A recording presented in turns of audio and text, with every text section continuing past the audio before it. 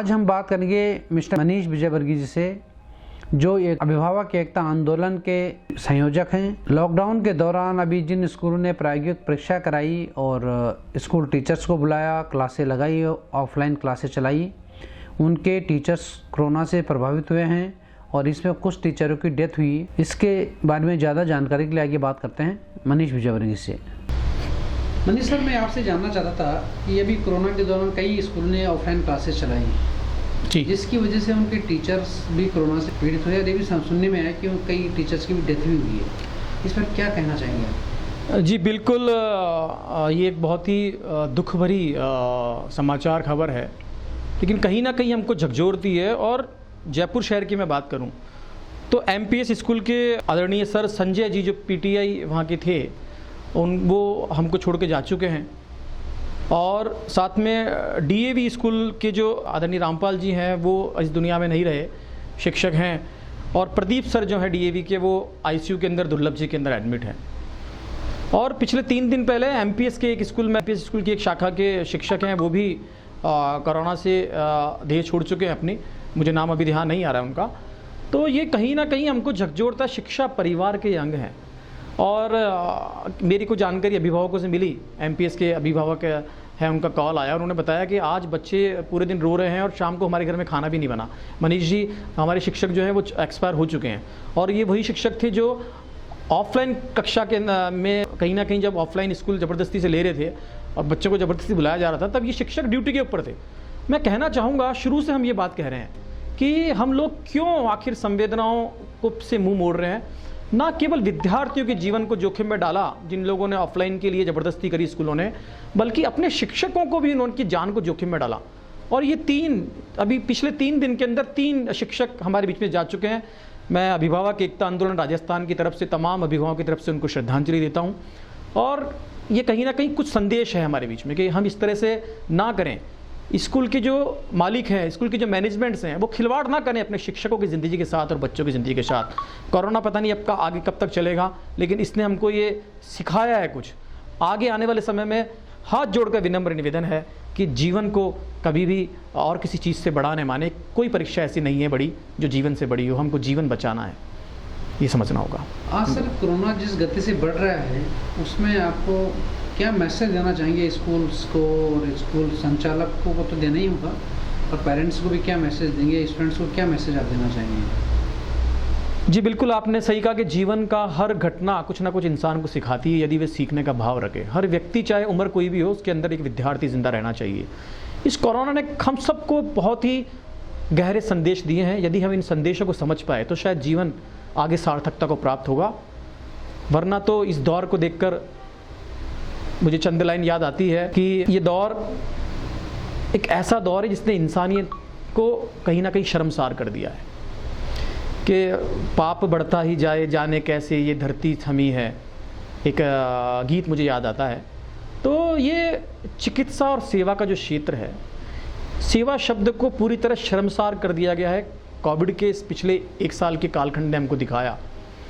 और जहाँ तक आपने बताया कि क्या संदेश शिक्षण संगठनों को देना चाहेंगे, मैं हाथ जोड़कर विनम्र निवेदन करना चाहूँगा कि आज ही मेरी जानकारी में आया कि राजस्थान के एक शहर, संभवतः सीकर है शायद, संभवतः, या कोई और दूसरा नाम है, वहाँ की जो शिक्षण संस्थान है, उन्होंने 1 करोड़ रुपये देने की सरकार को घोषणा करी है। वो दे रहे हैं कोविड के अंदर जो है, जो महामारी है, इसके अंदर उनकी तरफ से सहायता के लिए। बहुत ही साधुवाद देना चाहूँगा और उस पूरे शहर को और उसके सारे शिक्षण संस्थाओं को नमन करूंगा कि उनमें वास्तव में आगे बढ़कर और सेवा का ये भाव आगे है।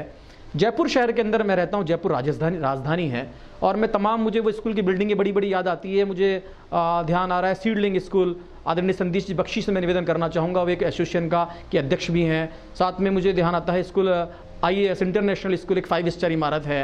एक मॉडर्न स्कूल हैं, नीरजा मोदी हैं, रुक्मणी बिड़ला स्कूल हैं, और ऐसी तमाम और भी स्कूल से जो ध्यान जो हम सब जानते हैं, जो बड़ी बड़ी बिल्डिंगें हैं, 5 स्टार, 3 स्टार, 5 स्टार बिल्डिंग हैं।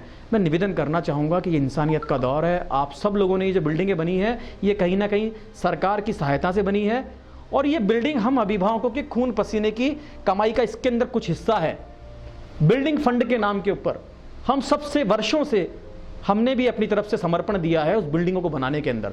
तो हम अधिकार से प्रेम से और सेवा के भाव से दोनों हाथ जोड़कर मैं निवेदन करना चाहूँगा कि राजस्थान की राजधानी सारे शहरों से, विशेषकर जयपुर, जितने भी बड़े बड़े ये 25,000 से ऊपर जिन्होंने बच्चों से लेते हैं सालाना फीस, ऐसे लोगों को जो सक्षम है, सामर्थ्यवान है, इन सबको आगे आना चाहिए और बाकायदा सरकार के कहने से पहले घोषणा करनी चाहिए लिखित में, मीडिया के माध्यम से या सार्वजनिक रूप से, कि अपनी आवश्यकता पड़ने पर कोविड सेंटर के लिए ये अपने इन बिल्डिंगों को देने के लिए तैयार है। और साथ में जिस तरह से 1 करोड़ रुपया दिया है नगद जो ट्रांसफ़र कर रहे हैं जो भी एक अकाउंट के अंदर, उसी प्रकार राजधानी जयपुर के इन तमाम स्कूल मालिकों से, इन सारे एसोसिएशनों संगठनों से मैं निवेदन करना चाहूँगा कि आगे आइए। और ये ज़माना देख रहा है, ये अभिभावक देख रहे हैं कि आप किस रूप के अंदर सेवा करते हैं। आज इंसानियत को, मानवता को, इस शहर ने आपको सब कुछ दिया। जिन शहरों के अंदर स्कूल की बिल्डिंगें बनी हुई है, उन शहरों के अभिभावकों ने आपको पैसा दिया, बिल्डिंगें बनी है, और भी आगे समय आएगा और बिल्डिंग आप बनाइएगा। लेकिन आज उस शहर की जनता आपसे कुछ मांगती है, आज उस शहर का आम नागरिक आपकी तरफ उम्मीद की नज़रें उठाए बैठा है। आप आइए और हर तरीके से मदद कीजिए। देखना ये होगा कितने लोग इस अपील के बाद में आगे आते हैं। जो आएंगे उनका बहुत बहुत हार्दिक अभिनंदन और साधुवाद रहेगा इंसानियत के प्रहरी के नाते से। और जहाँ तक आपने अभिभावकों की और विद्यार्थियों की बात करी, निश्चित रूप से मैं कहना चाहूँगा कि आज चर्चा आजकल एक शब्द की बहुत ज़्यादा है, इम्यूनिटी, बॉडी की इम्यूनिटी हम बढ़ाएं। तो इम्यूनिटी निश्चित रूप से बढ़ाई जानी चाहिए, उसके लिए सब प्रयास कर रहे हैं। लेकिन कहीं ना कहीं अगर अंतर मन के अंदर झांक के देखते हैं तो इंसान की इम्यूनिटी तो सेकेंडरी है, उसकी इम्यूनिटी कम हुई है। आज मानवीयता तार तार हुई है। आज इंजेक्शन जो कुछ सैकड़ों रुपए का आता है वो हज़ारों रुपयों के अंदर ब्लैक हो रहा है। सिलेंडर आज नहीं मिल रहे हैं। मैं देने का सुख तहत के प्रकल्प के तहत हम लोग लगातार काम करते आए हैं और रेगुलर हम ये हेल्पलाइन नंबर 9309333662 ये देने का सुख हेल्पलाइन के रूप में भी काम कर रहा है। पूरे राजस्थान से आज समाचार आ रहे हैं कि ऑक्सीजन नहीं है, कहीं ऑक्सीजन है तो आईसीयू के बेड नहीं है, और हैं तो उसके लिए भी अप्रोच लगाई जा रही है। बिना अप्रोच के कुछ काम नहीं हो रहा है लोगों का, और लाइनें लगी हुई है, कतार लगी हुई है, ब्लैक मार्केटिंग हो रही है। तो कहीं ना कहीं इंसान की इंसानियत कमज़ोर हुई है, शर्मसार हुई है ये इंसानियत।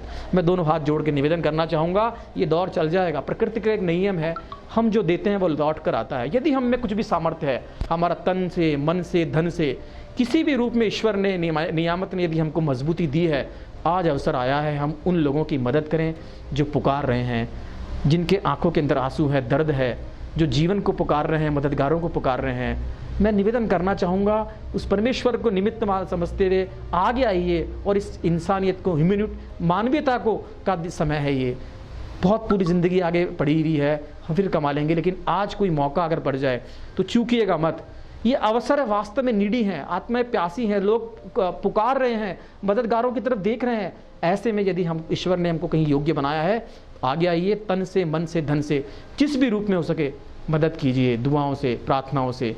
बैठिए मेडिटेशन के अंदर, योग में, और पूरी कायनात और पूरी दुनिया के अंदर जितने लोग पीड़ित हैं, जिन्होंने घर परिवार लोगों ने अपने पर छोड़ा है परिजनों को, उनके लिए हम सबको दुआएं और प्रार्थनाओं का ये समय है। हम सबको मदद करनी चाहिए, विद्यार्थियों को और शिक्षकों को भी, सबको मैं कहना चाहूँगा कि बैठें और शांत मन से सबके लिए ध्यान, दुआएं, प्रार्थनाएं करें, और जो भी कर सकते हो सोशल मीडिया का सदुपयोग करें। अच्छी चीज़ें इसके अंदर आगे हैं, लोगों का मदद करने का भाव रखें। बस यही इस समय बहुत इंपॉर्टेंट है। बस थैंक यू, धन्यवाद। बनी park heart and EECP general hospital US FDA व अमेरिकन हार्ट एसोसिएशन द्वारा अनुमोदित राजस्थान का प्रथम अंतर्राष्ट्रीय मापदंडों के अनुसार हार्ट अटैक के मरीजों का बिना सर्जरी, बिना भर्ती किए EECP द्वारा अत्याधुनिक इलाज।